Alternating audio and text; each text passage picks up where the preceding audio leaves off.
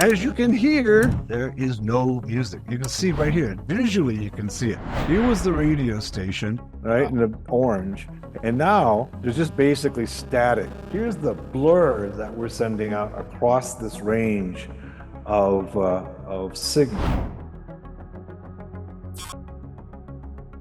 Hey everyone, it's Yaniv Hoffman back with another video, and I'm honored to have with me Master Hacker OTW. Welcome. Thank you, Yaniv. It's always an honor to be on your show, and I'm looking forward to doing some more with radio signal hacking today.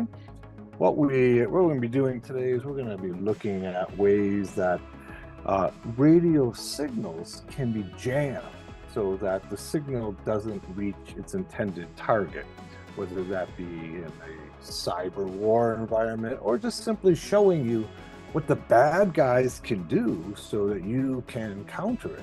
So things like radio communications between two parties. We're going to be looking at a motion detector that we've seen several articles recently about thieves being able to jam motion detectors and other alarm systems so that they can get into homes undetected. So we're showing you a bit of that. And we'll also be looking at how to jam a key fob signal. So those signals that come from the key fob for the cars, and they open and close doors. If you can jam that signal, if one jams that signal, then the door will never lock. So we're going to do those three in today's demonstration. And we're going to be using a tool that I have found really effective at doing that. And that's a tool called CleverJam. So shall we get started? Yes, definitely. But maybe before we begin, I want to emphasize some caveats here that hacking and intercepting signals can be illegal in some places. And everything we do here is conducted in controlled environment, closed lab, and we are not promoting any illegal activity. Our goal is to share knowledge about what the bad actors, as you said, might be doing, so you can better understand and defend against such threats.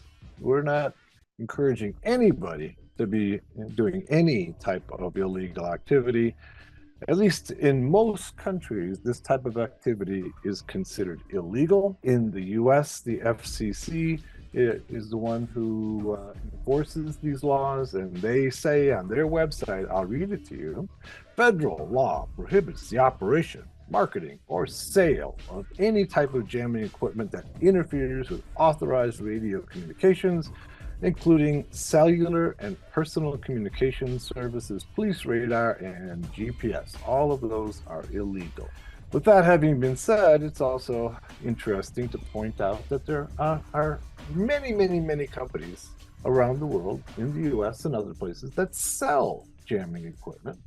That usually costs hundreds or thousands of dollars. And we'll be doing it with a Hack RF1, which is much cheaper than thousands of dollars. So what we're going to be doing here now is that we're going to be looking at least three different signals. Of course, there's hundreds of different types of signals that are out there, including GPS and Wi-Fi and Bluetooth and Zigbee and near-field communication. But we're going to be looking at three that you're going to encounter in probably your everyday life. And that's going to be the radio signals from the commercial radio. We're going to be looking at a motion sensor that might be around your home or linked to your camera on your security system. And we'll be looking at the key fob that might be on your key. And we'll look at different ways. We'll look at each one of these and how we can go ahead and jam them. Jamming them is going to be relatively simple, except that the important point is that you have to focus on the frequency of the signal, right? And then be able to send out a signal that is strong and covers the entire bandwidth of the signal you're trying to jam. Right? So we're going to start off with some commercial radio first. Let's do that. So you can see here, this is an application called HDSDR. It's I'm using it on a Windows 10 system, and it'll allow me to pick up commercial radio. So what I have is I have two separate SDRs. I have a receiving SDR on the Windows system, and I have a transceiver on my Dragon OS, my Linux system. So I have two different systems, and the idea is to demonstrate what happens. I'll show you what it looks like on the Windows system, and I'll show you how to jam it from the Linux system. So let's get started with this. I'm going to start it. And again, guys, we do it in a closed environment, so we are not really blocking any commercial communications. Right, we're not. So in this case, jamming signals is relatively localized, right? So if you were to try to jam a signal for a radio signal for an entire town or region, you would have to have a really, really powerful transmitter, right? In this case, I have a very small transmitter, so I can block the signal in my particular office, okay? But I'm not going to be blocking my neighbors or anybody else's. It's feasible to do that if I have enough power, right? But the process is going to be the same. The only difference is going to be the amplification of the signal. So I'm gonna start my commercial radio again. This is the FM band here, right? It runs from about 88 to 108 megahertz. You can see different radio stations here. Each one of these little peaks represents a different radio transmission, right? And we can go through and you can see some smaller ones here. Usually when they're wider like this is called wide band FM. Most commercial radio stations are wide band FM like this. These little peaks here are something else, right? But you can see how wide it is in the signal, right? And this is typical of commercial FM, right? Right here, all right? These are all commercial radio stations, all right? Okay, so as you can see, we've got several radio stations here. You can see this looks like the strongest one right here. There's some other ones over here. We'll work with the strong one here. You can see it's really a wide bandwidth. The signal is pretty strong, which means that it's either a strong station or it's very near. So watch, what we're going to do next is we're going to go ahead and see if we can't jam this signal so it can't be heard anymore. So I'm going to go and I'm going to open up an application in an operating system that you've probably seen before. It's called Dragon OS. Dragon OS is specifically for SDR, for software-defined radio. It's for hacking radio signals, and we have several classes. We have 3, 4, 5 classes at Hackers Arise using this operating system, including we have a satellite hacking and an IoT hacking course coming up in the next couple of months.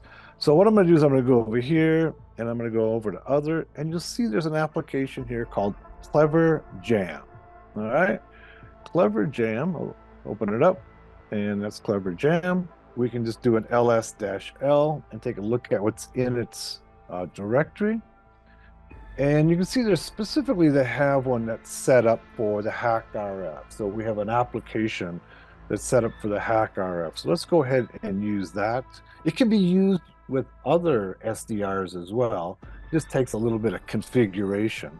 But they have one that's designed specifically for the Hack RF. This is Jam. And there's other jamming tools out there. This one just seems to work best and has the easiest setup. All right, let's go ahead and get it started. Okay. So you can see here, all right, this is what it looks like.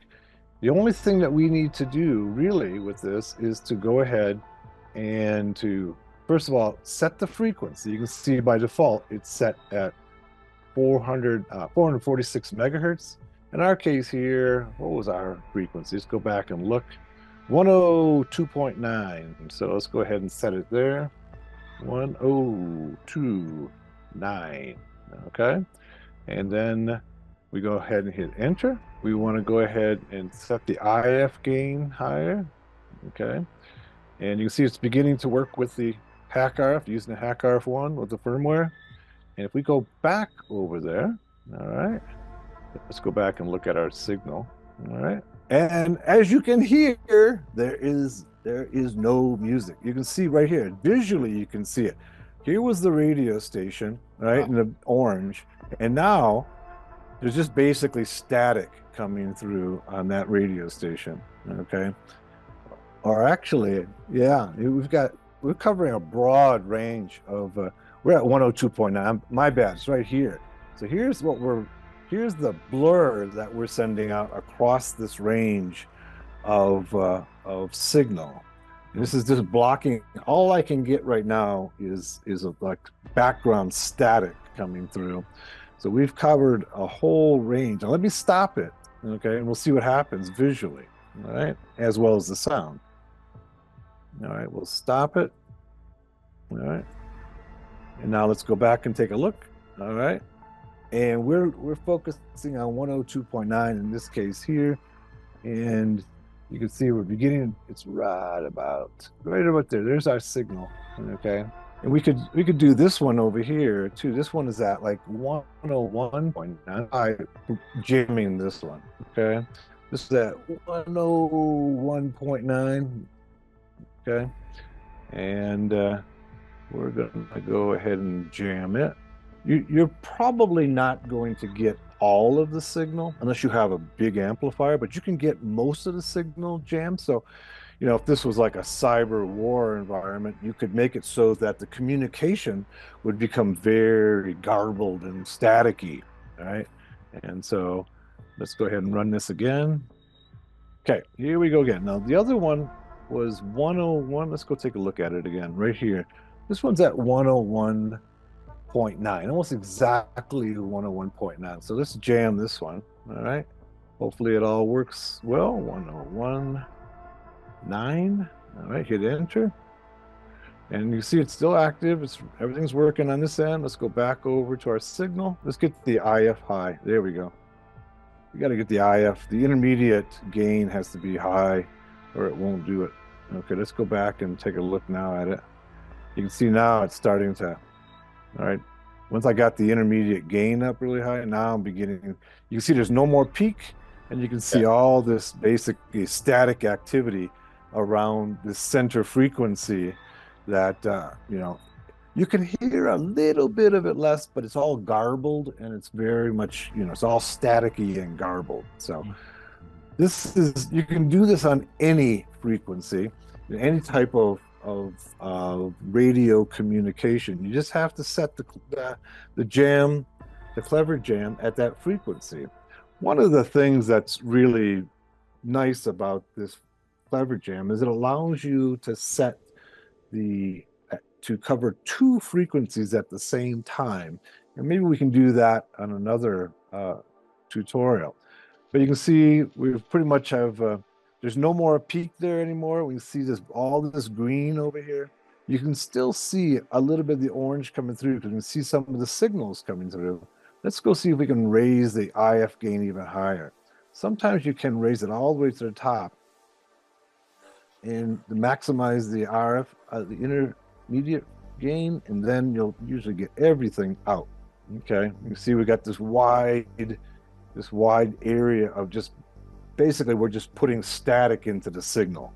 There's no more peak anymore. I can't hear anything right now. There's no signal coming through at all. We basically jammed the entire frequency and all the frequencies nearby as well. All right. So let's stop that. All right. Next, what I want to do is let's go ahead and take a look at a key fob. Right. So the key fobs that are used for opening and closing car doors. As you know, there's a number of tools that are out there that can enable you to open up the car doors. It's probably the simplest way to get into a car that has a key fob is simply jam the signal. So if you jam the signal, then the car never locks. So somebody's walking away like I always do. As I'm walking into the store, I'll turn around and I'll hit the button to lock the doors. And I don't always check to see whether or not it's actually successful. And so one thing that some thieves do is they simply will jam the signal.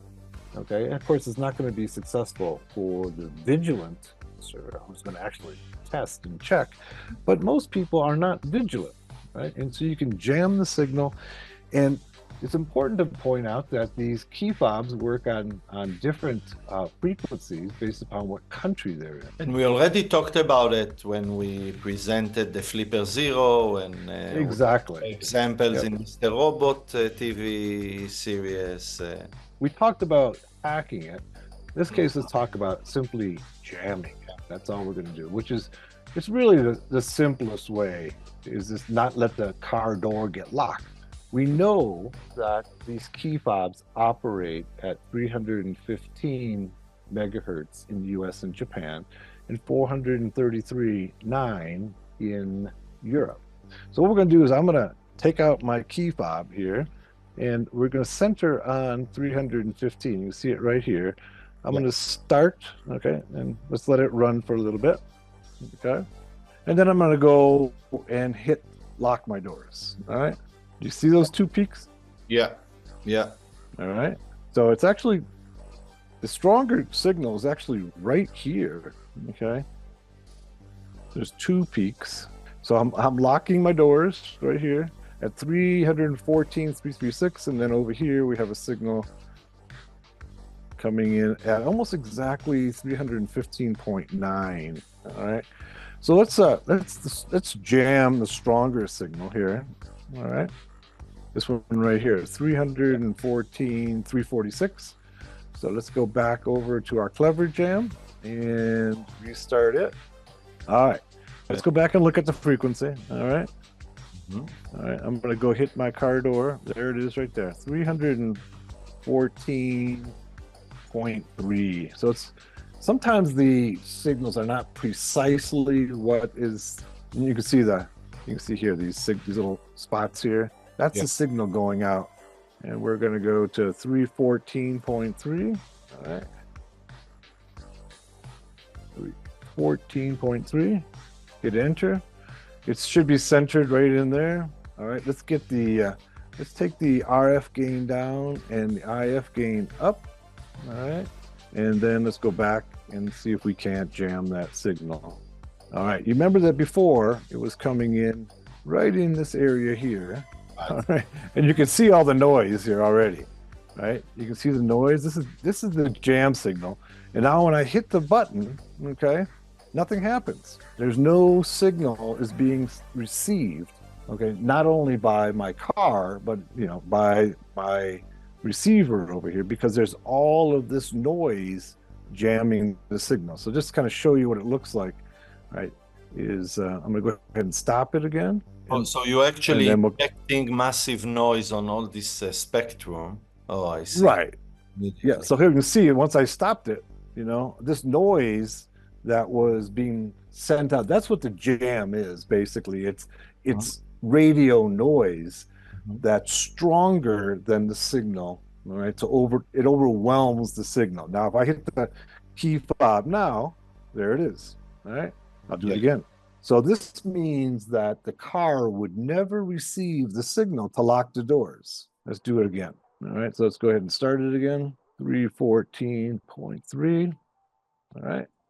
It's important to note that based upon the equipment and a number of other variables, that the frequency might vary slightly. In our case here, 315 is what it should be. In reality, it's coming out at 314.3. This is one of the variables you would need to know before jamming, is that what is it actually transmitting at? In our case here, it's slightly different than the specified FCC. And now we're going to go ahead and go back over and take a look at the signal. So you can see here, okay, I'm getting kind of a green signal.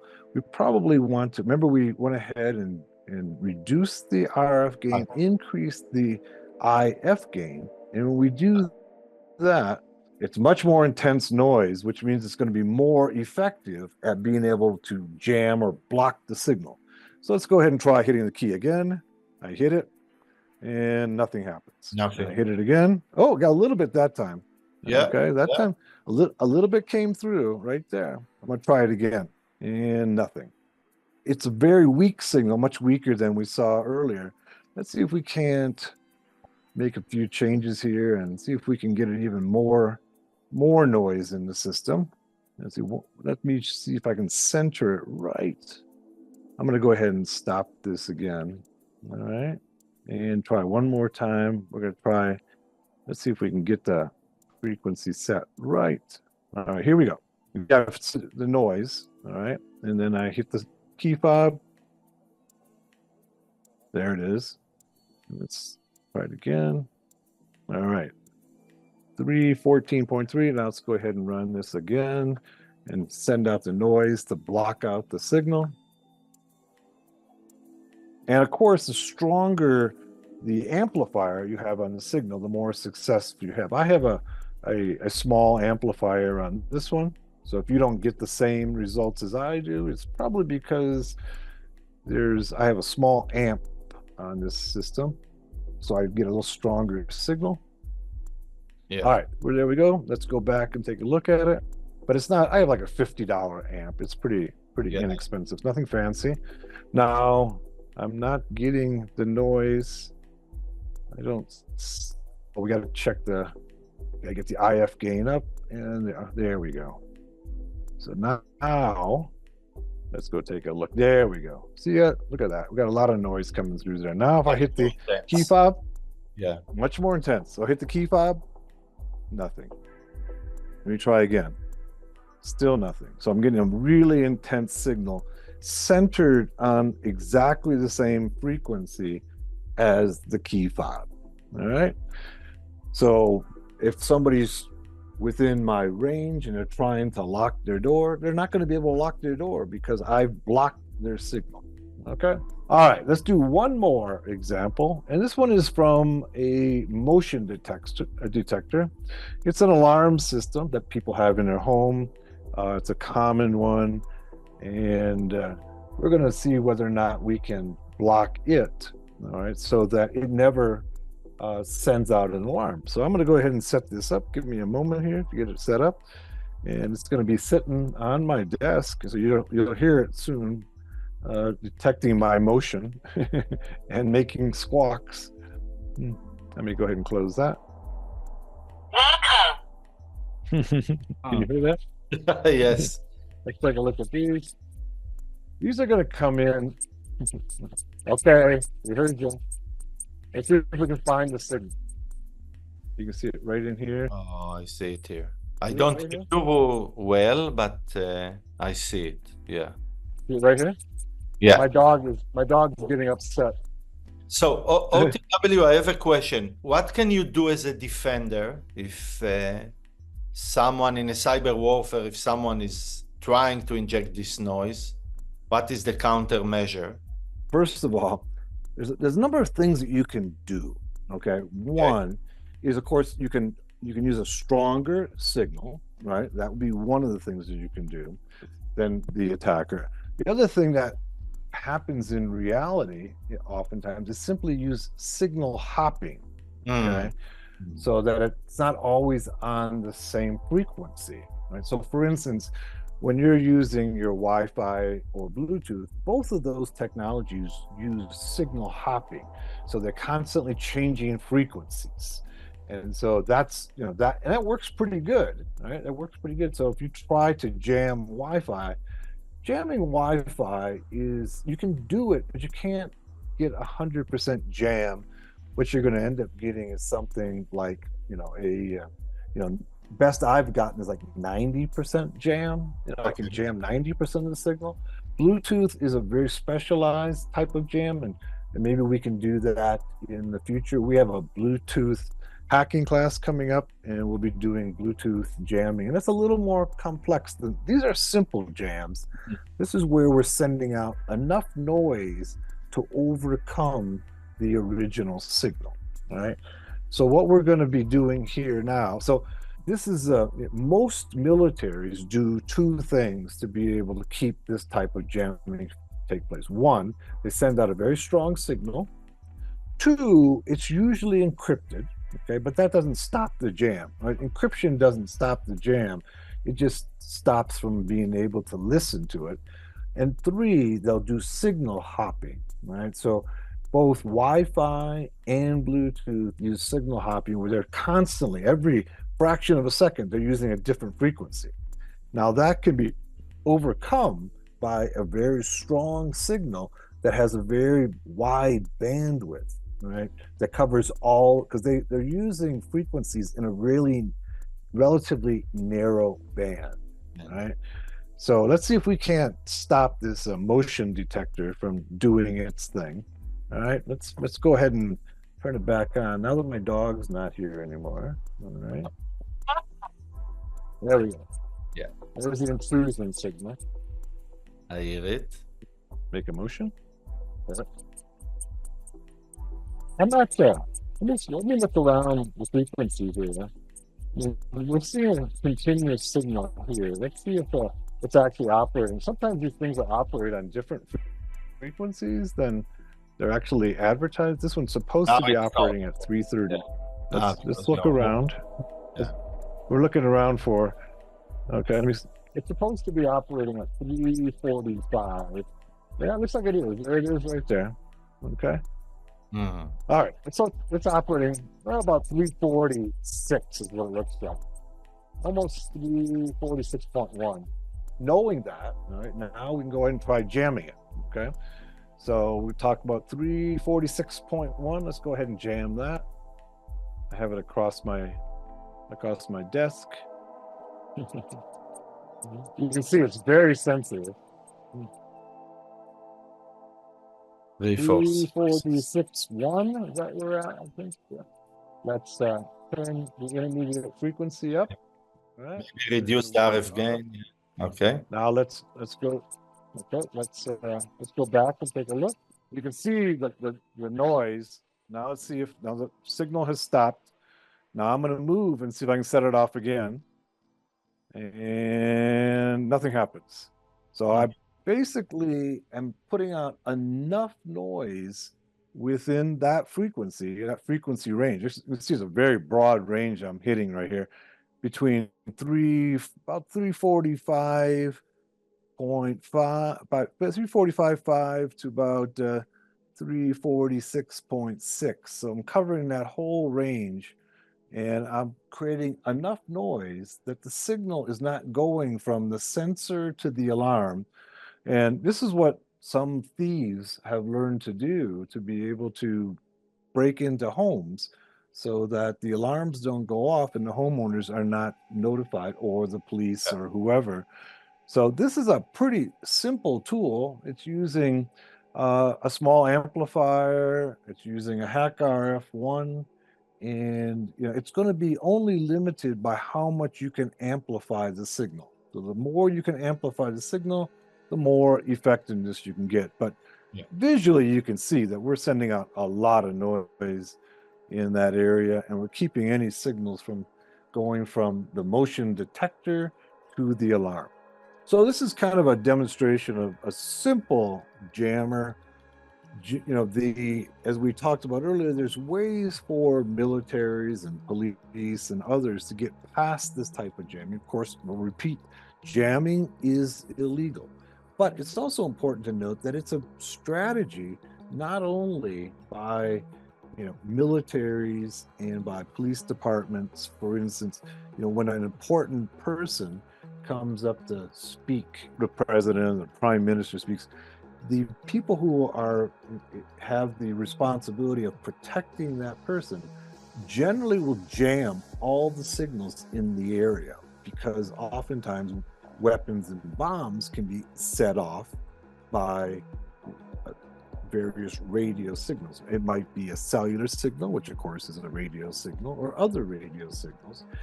In the theater of war, for instance, in Afghanistan, in Iraq, when the U.S. was there, Typically, the IEDs, okay, were set off by various radio signals, either a cell signal or the radio signal. So the military would jam, when they came into an area, they would jam all of the signals so that nobody could set off IEDs. Now, it's not a perfect system, right? I mean, obviously, people still died from IEDs, but it's one way to be able to try to disable the signals within an area to keep from a remote triggering of a bomb or other device.